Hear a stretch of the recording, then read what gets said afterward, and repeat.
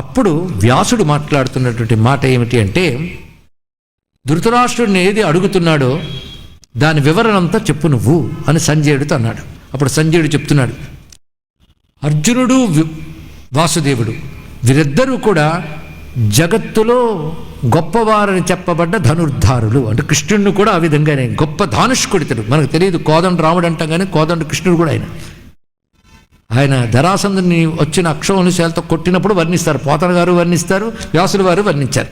అంటే ఈ భారతంలో అక్కడ కూడా వ్యాసులు వర్ణించారు. కృష్ణుడి చక్రం ఎలా ఉంటుందంటే, వ్యామాంతరం సమాస్థాయ యథాముక్తం మనస్వినః. ఆ చక్రం బారెడు వ్యాసంతో ఉంటుంది. అతడి మనస్సుకు అనుగుణంగా మాయాశక్తితో అది ప్రవర్తిస్తుంది. ఆ చక్రం అటువంటిది. అది సాపన్నహం, అంటే ఎవరినైనా సంహరించగలిగిన శక్తి కలిగినటువంటిది. అది అవతల వారి యొక్క సారాసారమును తెలిసి ప్రసరిస్తుంది. మహా తేజపుంజల్లా భాషిస్తుంటుంది. కృష్ణ పరమాత్మ నరకుని, శంబరుని, కంసుని, శిశుపాలిని మొదలైన వారిని ఒక ఆటలా సంహరించాడు ఆ చక్రంతో. ఇది గుర్తుపెట్టుకోవాల్సిన మరొక అంశం.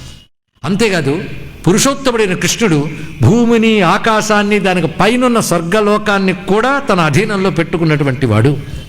అన్నీ తన వశంలో ఉన్నాయి కనుకనే ఆయన వశి. సర్వం తన వశంలో ఉన్నటువంటి వాడు. మనసైవ విశిష్టాత్మ నయత్యాత్మవశం వశీ. పైగా పాండవుల గురించి, సారాసాల వరం గురించి మళ్ళీ చెప్తున్నాను. ఒక్క మాట పాండవుల గురించి నేనేం మాట్లాడను, ఒక్కడు గురించి చెప్తున్నాను నేను. జగత్తంతా ఒక పక్క, జనార్దనుడొక్కడు ఒక పక్క నిలబడితే ఎవడు గొప్ప అంటే సర్వ జగత్తుకి సారమైన జనార్దనుడే గొప్ప. కనుక నారాయణుడు అంటే ఎవరు? సర్వ జగత్తుకి సారం ఆయన కృష్ణుడు. అంటే సారతో జగత కృష్ణాత్ అతిరిక్తో జనార్దన ఏకతో వా జగత్కృష్ణం ఏకతో వా జనార్దన. ఇది తెలుసుకోవాల్సింది. అంతేకాదు, ఈ జగత్తునంతని నిలబెట్టగలిగేవాడు ఆయనే. జగత్తునంతని క్షణకాలంలో భస్మం చేయగలిగిన వాడు ఆయనే. అందుకే మొత్తం సంహరిస్తాడు, మళ్ళీ సృజిస్తాడు అని చెప్పారు కదా రామచంద్రమూర్తి గురించి. అటువంటి వాడు అని అది ఇక్కడ గుర్తుపెట్టుకోవాల్సిన విషయం. ఇక్కడ తన మనస్సుతోనే భస్మం చేస్తాడు. ఇది మంత్రాలు తంత్రాలు అక్కర్లేదానికి. అంటే సంకల్ప మాత్రం చేతనే సృష్టి స్థితి లయలు చేయగలిగినటువంటి భగవానుడు ఆయన. ఇక మరొక అద్భుతమైన శ్లోకం సంజయుడు చెప్తున్నాడండి ఇక్కడ.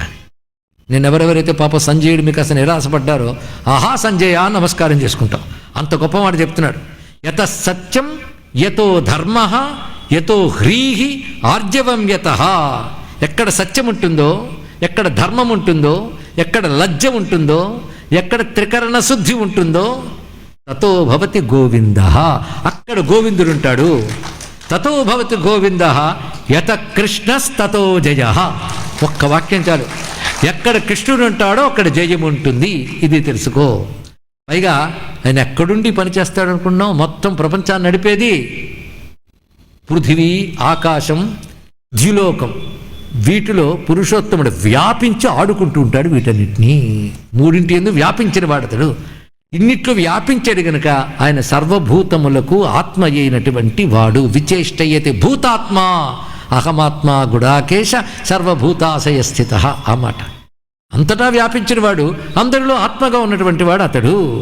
ఆయన పాండవుల్ని మిషగా చేసుకుని లోకాన్ని మోహింపజేస్తూ అధర్మ నిరతులైన నీ పుత్రుణ్ణి సంహరించాలనుకున్నాడు. ఇది రహస్యం అండి. ఇక్కడ పాండవులు మిష, వాళ్ళు యుద్ధం చేయడం ఏంటి, వాళ్ళు మిషగా చేసుకొని దుష్టుల్ని సంహరించాలనుకున్నాడు.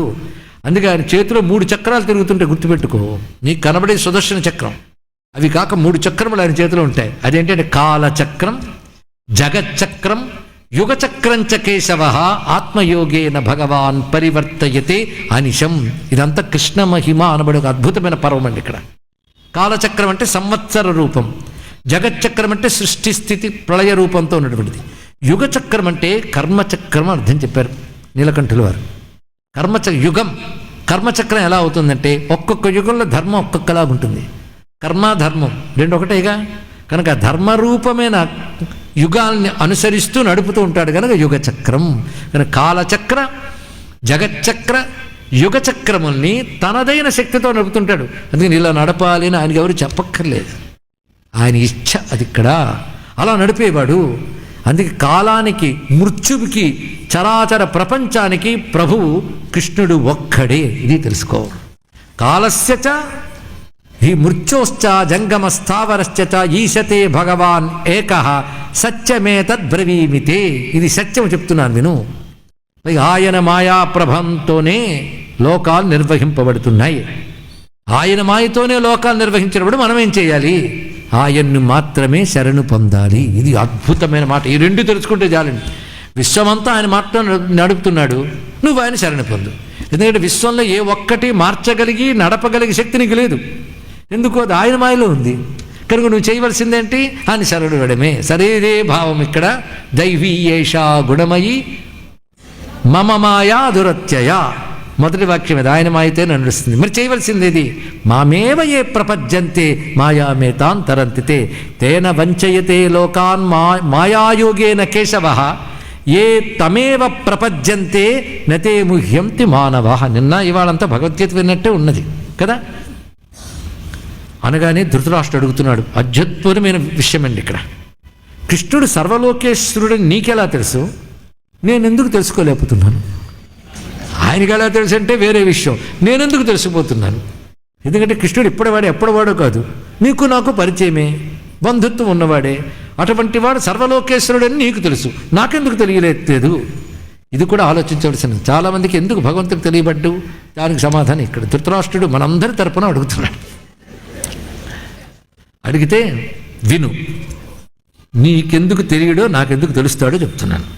నీకు విద్య లేదు, నాకున్న విద్య అక్షయం. ఇది చెప్పాడు ఇక్కడ. అక్షయమైన విద్య నాకున్నది. అజ్ఞానాంధకారంతో ఎవడు చెడిపోతాడో వాడు కేశవుని తెలుసుకోలేడు. ఎవడు విద్యావంతుడో వాడు తెలుసుకోడు. విద్య అనగా తత్వజ్ఞానము. అది తెలుసుకోవాల్సింది ఇక్కడ. విద్య అనగా తత్వజ్ఞానం. అందుకే అధ్యాత్మ విద్యా విజ్ఞానం.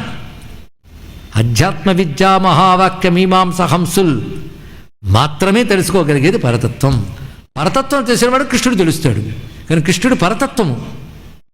పరతత్వమైన కృష్ణుడు విద్యావేత్తలకు మాత్రమే తెలియబడుతుంది. ఇది తెలుసుకో. త్రియుగ రూపుడైన మధుసూదనుణ్ణి నేను విద్య చేత తెలుసుకోగలిగాను. కనుక సంజయుడు సామాన్యుడు కాడు. పరమాత్మ అంటే ఏంటో తెలిసినవాడు. ఏది ఆయన మాటలు వినొచ్చే కాదు, వెళ్ళినప్పుడే అప్పుడే తెలుసు పరమాత్మ అంటే ఏంటో. తనకు నియోగించిన పని తను చేయడానికి వెళ్ళాడే తప్ప కృష్ణుడిపై అపారమైన భక్తి జ్ఞానము కలిగినవాడు. అని త్రియుగ రూపుడైన ఈ త్రియుగ అని కృష్ణునికి అద్భుతమైన పేరు చెప్తున్నారు. ఈ త్రియుగ అనే దానికి శాస్త్రానుసారం అనేక భాష్యములు ఉన్నాయి. త్రియుగ అంటే స్థూల సూక్ష్మ కారణ శరీరాలకు అధిష్టానమైన వాడు. మూడింటిని అధిష్ఠించుంటాడు. అధిష్ఠించి ఉన్నటువంటి వాడు ఈ మూడు అవస్థల్లోనూ ఆ మూడు శరీరాలతో పొందే మూడు అవస్థల్ని ఆయనే అధిష్ఠించున్నాడు. అంటే ఆయన ఆధారం చేసుకున్నవన్నీ ఉంటాయి. కానీ మూడు అవస్థలు మూడు శరీరాలకి అధిష్టానమైన. కానీ ఆయనకి మూడు శరీరాలు లేవు, మూడు అవస్థలు లేవు. ఈ మూడింటికి అతీతంగా నిరుపాధి ప్రత్యేగాత్మగా ఉంటాడు. ఉపాధులతో పొందేవే జాగ్రత్త స్వప్న సుషుప్తులు. ఉపాధులే స్థూల సూక్ష్మ కారణ శరీరాలు. మూడు ఆయన లేకపోతే లేవు. కానీ ఆయన మూడు లేకపోయినా ఉంటాడు, మూడింటిని మించిపోయి ఉంటాడు. అది త్రియుగ అనే మాటకు అర్థము అన్నారు. అదే త్రియుగ అంటే మూడు జంటలు ఉన్నవట. మూడు జంటలు అంటే తేజస్సు బలము, వీరత్వము పరాక్రమము, ధర్మము జ్ఞానము. ఈ మూడు జంటలు ఉన్నవాడెవడో వాడు త్రియుగ. అంతేకాదు యుద్ధనీతి ప్రకారంగా చెప్తే రాజనీతి ప్రకారంగా సంధి విగ్రహం, యానము ఆసనము, సంశ్రయం ద్వైధీభావం, ఈ ఆరు కలిగిన వాడు త్రియుగ. ఈ త్రియుగ శబ్దానికి ఇన్ని రకాల అర్థం చెప్తున్నారు. పైగా విష్ణు ధర్మోత్తర పురాణంలో త్రియుగ శబ్దానికి నిర్వచనం చెప్తూ అన్ని యుగాల్లో పరమాత్మ ఉంటాడు, కానీ మూడు యుగాల్లో ఆయన్ని సాధన ద్వారా తొందరగా తెలుసుకునే అవకాశం ఉంటుంది. కనుక త్రియుగ అనే అర్థాన్ని విష్ణు ధర్మోత్తర పురాణం చెప్తుంది. ప్రకృతే రూపదృగ్దేవో దృశ్యతే న కలౌ హరిహి కృతాదిష్వేవ తే నైష త్రియుగ పరిపద్యతే. ఇది నిర్వచనం. త్రియుగ అని విష్ణు మాటకి. నిజాన్ని విష్ణు భక్తున్న వాళ్ళు మాత్రము కళ్ళు మూతలు పడకుండా ఆనందంగా వినగలిగేటటువంటి గొప్ప అధ్యాయం అండి ఇక్కడ. అప్పుడు సంజయ, మొత్తానికి నీకు జనార్దనుడిపై నిత్యమైన భక్తి ఉంది. దానివల్లనే త్రియుగుడైన మధుసూదన్ నువ్వు తెలుసుకోగలుగుతున్నావు. ఆ భక్తి ఎలా ఉంటుందో చెప్పు అన్నాడు. నిజాన్ని మన గొప్ప శాస్త్రం. భగవంతుడు పొందే ఉపాయం భక్తి. ఆ భక్తి ఎలా ఉంటుందో చెప్పు అంటే వివరిస్తున్నాడు. భక్తుడు ఎలా ఉంటాడో భక్తి అది. అంతే కదా, భక్తుడు ప్రవర్తించే తీరే భక్తి. నేను ఎప్పుడు మాయని నమ్మను, మాయని సేవించను అన్నాడు. మాయ అంటే మాయతో ఏర్పడిన ప్రపంచంలో ఉన్న సుఖ దుఃఖాలని నేను పట్టుకోను. అది దీని యొక్క అర్థం. మాయని సేవించడం అంటే మాయ అనే బొమ్మ పెట్టి పూజ చేయను కాదు ఇక్కడ అర్థం. మాయామయం, జగత్తు మాయాస్వరూపం. మాయాస్వరూపిన జగత్తుని నేను నమ్మను, నమ్మదగ్గది కాదు మాయ. ఈ మాయ ఎవడి యొక్క యోగశక్తియో వాడిని మాత్రమే నమ్ముతాను. భక్తులు ఇది ప్రధానం. పైగా నేను వ్యర్థ ధర్మం ఆచరించను. వ్యర్థ ధర్మం అంటే అర్థం ఇది తెలుసుకోవాల్సింది. అంటే శాస్త్రము చెప్పింది గనక నేను చెయ్యాలి అని ఏ ధర్మం ఉందో అది సార్థక ధర్మం. అది కాకుండా కామనతోనూ అర్ధాపేక్షతోనూ చేసినవని వ్యర్థ ధర్మంలే. ఇది భక్తుడి డెఫినిషన్. నేను భగవదర్పణం కాని వ్యర్థ ధర్మం చెయ్యను. తర్వాత అదో మాట చెప్పాడు, భగవదర్పణం కాని వ్యర్థ ధర్మం చెయ్యను. ఒకటి మాయను సేవించను, రెండవది భగవదర్పణం కాని వ్యర్థ ధర్మం చేయను. ఇది గుర్తుపెట్టుకోండి. భక్తుడు భగవంతుడు కావాలి, నాకు భగవంతుడి ప్రేమ అనుకునే వాళ్ళందరూ గుర్తుపెట్టుకోవాల్సిన అద్భుతమైన విషయములు. ఇది తత్వజ్ఞానికైనా భక్తుడికైనా. తత్వజ్ఞానంలో తెలుసుకునే తత్వమే కృష్ణుడు, ఆయనే సర్వస్వమని ఆరాధించడం భక్తి. రెండో ఒకటే. అందుకే మాయని సేవించను, రెండవది భగవదర్పితం కాని వ్యర్థ ధర్మం ఆచరించను. శుద్ధమైన మనస్సుతో భక్తితో శాస్త్రం వల్ల జనార్దుని తెలుసుకున్నాను. సరిగ్గా బ్రహ్మసూత్రాలు శాస్త్రయోనిత్వ అత్తను వాటిచ్చాడు. పరమాత్మను ఎలా తెలుసుకుంటాం? శాస్త్రము ద్వారా తెలుసుకో. కానీ శాస్త్రం ఎందుకు పుట్టింది? మీరు నేను వాదించుకోవడానికి. శాస్త్రాలు వాదన కోసం పుట్టలే, పరమాత్మని చెప్పడం కోసం శాస్త్రం పుట్టింది. అది శాస్త్రయోనిత్వాత్. నీకు అర్థం కాకపోతే మా కృష్ణుడి మాట తీసుకో, వేదైశ్చ సర్వై అహమేవ వేద్య వేదాంత కృత్. కానీ శాస్త్రం పుట్టింది దేనికి? పరమాత్మని తెలుసుకోవడం కోసం. అయితే అందరికీ తెలుస్తుందా? మరి శాస్త్ర పండితులందరూ వాదనలతో చూపించే తృప్తి భక్తిని ఎందుకు పట్టుకోలేకపోతున్నారంటే శుద్ధమైన మనస్సుతో భక్తితో శాస్త్రం వల్ల జనార్దను తెలుసుకున్నాను. అసలు ఈ 4 వాక్యాలు చాలండి. మాయని సేవించను, భగవదర్పితం కాని వ్యర్థ ధర్మం ఆచరించను, శుద్ధమైన మనస్సుతో భక్తితో శాస్త్రం వల్ల జనార్దను తెలుసుకున్నాను. నువ్వు భక్తి అన్నావు, భక్తి అంటే ఏమిటి, దానితో పరమాత్మ ఎలా తెలుసుకోవచ్చు అంటే చెప్పాడు ఇక్కడ. వెంటనే వ్యాసుడు చెప్తున్నాడు, ధృతరాష్ట్ర, కృష్ణుడికి నీపై కూడా ప్రీతి ఉంది, తెలుసుకో. ఆయన లక్షణం మీద అందరి మీద ప్రీతి ఉంది, ఆ మాట తెలుసుకో. నీకు సంజయుడు దూత. పరమాత్మ ఎప్పుడూ ప్రేమ చూపించేవాడే, సంజయుడు నీ మంచి కోరేవాడు. కాబట్టి ఆ స్వామిని శరణు వేడు. ఇది చెప్తున్నటువంటి మాట. ఎవరు? వ్యాసుడు చెప్తున్నాడు. ఎందుకంటే సనాతనుడు పరమాత్మ ఆయన హృషికేశుడి గురించి సంజయుడికి బాగా తెలుసు. ఎవరు ఏకాగ్రతతో కృష్ణుని సేవిస్తారో వారిని మహాభయం నుంచి విడుదల చేస్తాడు కృష్ణుడు. ఒకటే మాట చెప్పారండి ఇక్కడ, శుశ్రూషమాణమైకాగ్ర్యం మోక్షతే మహతో భయాత్. ఏకాగ్రమైనటువంటి బుద్ధితో పరమాత్మని ఎవరు సేవిస్తారో వారికి మోక్షము ఇస్తాడు భగవంతుడు. అంటే మొత్తం సారంగా చెప్తున్నాడంటే కృష్ణుణ్ణి ఆశ్రయించు. ఇది బోధిస్తున్నారు. అంటే ఒక చిన్న భక్తి శాస్త్రం ఇక్కడ చెప్పబడుతుందండి. వ్యాసుడు సాక్షిగా, సంజయుడు అనుభవంతో చెప్తున్న కృష్ణతత్వం, ఆయన్ని పొందే ఉపాయ రూపమైన భక్తి. ఇది ఇందులో చెప్పబడుతున్న గొప్ప అంశం. ధృతరాష్ట్ర, ఎవరైతే క్రోధము శోకము ఈ 2 పెట్టుకుంటారో, ఉన్న సంపదలతో తృప్తి పడరో, వాళ్ళు పాశాలకు కట్టబడి ఉంటారు. ఆ మూఢుల్ని ఈ కర్మపాశము లాగుతూ ఉంటాయి. వాటి వెంట వాళ్ళు వెళ్ళిపోతూ గుడ్డివాడిని పట్టుకుని గుడ్డివాడు నడిచేట్టుగా వెళ్ళిపోతూ ఉంటారు. కానని వాను తగుని కానని వాడు విశిష్ట వస్తువున్ కానని భంగి అని చెప్తున్నాడు ఇక్కడ. ఆయన్ని పొందించే మార్గం ఇది అంధుడిని అనుసరిస్తూ అంధుడు వెళ్ళిపోయేటటువంటి సంసార మార్గము కాదు. ఆయన పొందే మార్గం ఒక్కటే, జ్ఞానమే ఆయన్ని పొందే మార్గము. ఎవరిని?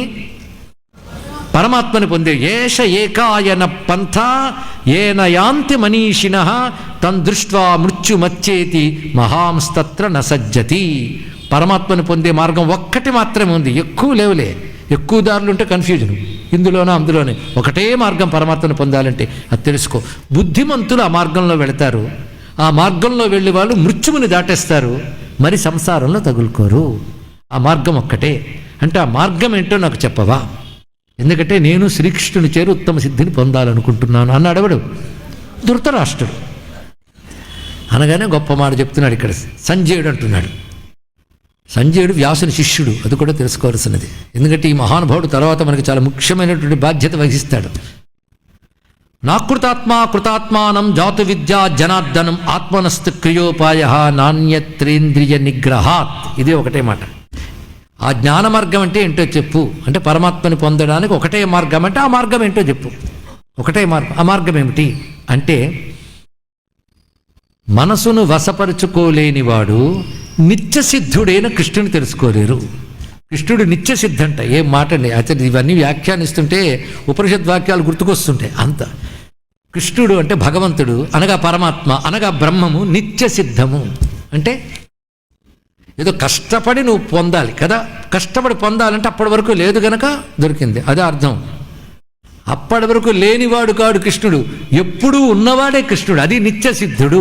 కనుక మోక్షం అంటే కొత్తగా పొందేది కాదు. కొత్తగా ఏది పొందినా అది పోవును. గుర్తుపెట్టుకోవాలి.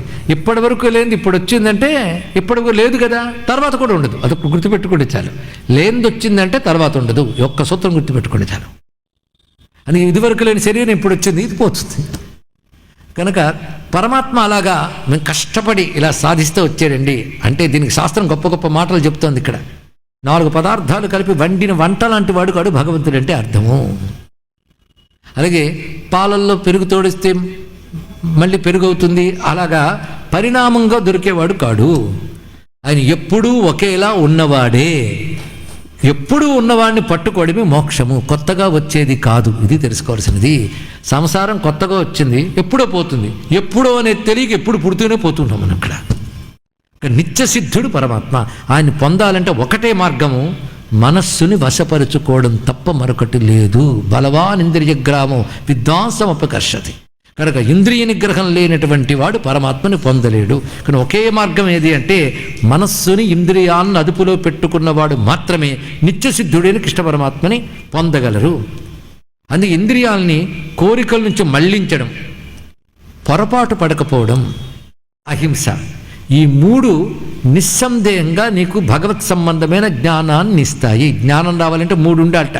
ఒకటి ఇంద్రియాణాముదీర్ణానాం కామత్యాగో అప్రమాదత.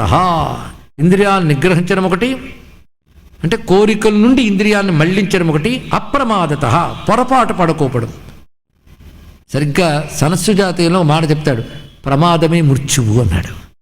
ప్రమాదం అంటే ఏమరపాటు. ఇప్పుడు 2 మనకు సంస్కృతంలాగే వినబడుతుంటాయి, ఎందుకు వాడం కదా. ఏమరపాటు అంటే ఒకదానికొకటి అనుకోవడం, మన స్వస్వరూపాన్ని మనం మర్చిపోవడం, అది ఏమరపాటు అంటే. ఇక్కడ అసలు శుద్ధమే నిత్యమే శాశ్వతమైన స్వరూపం ఉంటూ ఉంటే, అది నీలోనే సిద్ధమై ఉంటే దాని గురించి పట్టించుకోకపోవడమే ఏమరపాటు. అంటే మన దగ్గర జేబులో కొన్ని 100 రూపాయలు దాచుకొని కూడా అది ఉన్నట్టు మర్చిపోయి ముష్టి అడుక్కోవడం ఎలాంటిదో ఇది అన్నాడు. ఇక్కడ జేబులోనే ఉంది డబ్బు, మర్చిపోయి ఉందని కానీ అడుక్కుంటూ తిరుగుతున్నాం. అలాంటి వాడండి హృదయంలో ఉన్న పరమాత్మ, ఆనందరూపుడైన పరమాత్మని విస్మరించి ఆనందాల కోసం అటు ఇటు దేబరించడానికి ఇదే ఉదాహరణ. అందుకే నిత్యసిద్ధ అంటే అది అర్థం. ఆనందరూపుడు లోపల ఉన్నాడు. దీనికి ఎందుకు తెలియట్లేదు? తెలుసుకోవలసినటువంటి మనస్సు బయటకు పరిగెత్తి ఇంద్రియాలతో పోతుంది. కనుక దాని చూపు లోపలికి తిప్పాలి. ప్రత్యక్ష దృష్టి కావాలి ఇక్కడ. అది లోపలికి తిప్పగలగాలి. కనుక దాన్ని ఇటు నుంచి మళ్లించాలి. అంటే ఇంద్రియ ప్రవృత్తుల వైపు వెళుతున్న మనస్సుని ఇంద్రియాలతో సహా నిగ్రహించి లోపలికి తిప్పడం, దాని పేరు యోగము అంటాడు కృష్ణ పరమాత్మ. యోగం అంటే ఇది. అంతేగాని మఠం కాలు ఎలా మడత పెట్టాలి, ఊపిరి ఎన్నిసార్లు తీయాలి, అది కాదు. ఇక్కడ ఎక్సర్సైజ్ కాదు యోగం అంటే. ఇక్కడ విషయం ఇది చెప్తున్నాడు ఇక్కడ. కానీ కోరికలను మళ్లించడం, పొరపాటు పడకపోవడం, అది చాలా గొప్ప విషయం. ఏది సత్యమో అది తెలియాలి, ఇది అసత్యమని ఎరుక ఉండాలి. అదే పొరపాటు పడకపోవడం. అప్రమాద. కనుక ఇంద్రియ నిగ్రహం ద్వారా కామత్యాగ, రెండవది అప్రమాదత, మూడవది అహింస, ఏ ఒక్కరిని హింసించకుండా ఉండడం. ఈ 3 ఉంటే నీకు పరమాత్మ యొక్క జ్ఞానం వస్తుంది.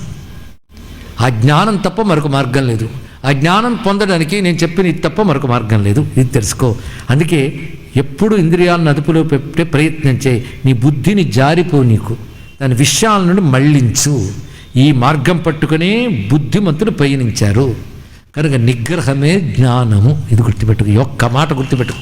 ఏత జ్ఞానం విదుర్విప్రాహ ధ్రువమింద్రియ ధారణం. ఇది జ్ఞానం. అందుకే జ్ఞానాదేవై కైవల్యం అంటే అర్థం ఏంటి? దీన్ని ఎలా తీసుకొచ్చేసారంటే ఏదో పరమాత్మ గురించి కబుర్లు ఆడితే వస్తుందండి. ఇక్కడ ఈ మార్గంలో ఉంటూ సిద్ధవస్తమైన పరమాత్మ యందు బుద్ధి నిలపడమే జ్ఞానము. దీనితోనే భగవంతుడు దొరుకుతాడు అని చెప్తూ, ఈ మార్గం లేని వాళ్ళకి కేశవుడు దొరకడు. ఈ మార్గం బలపడ్డానికి చేయవలసింది ఏంటంటే ఆయన గురించి చెప్పిన శాస్త్రములు చదువుతూ అందులో చెప్పిన ప్రకారంగా జీవించడమే మార్గం. మొత్తం ఒక్క అధ్యాయంలో పొందవలసిన పరమాత్మ, ఆయన లక్షణములు, పొందే విధానము, మార్గము. ఇక్కడ భక్తి అన్నాడు, తర్వాత ఈ జ్ఞానం అని చెప్పాడు. కానీ రెండింటికి ఏమీ భేదం లేదు, రెండు కలిసిపోయి చూడండి ఇక్కడ.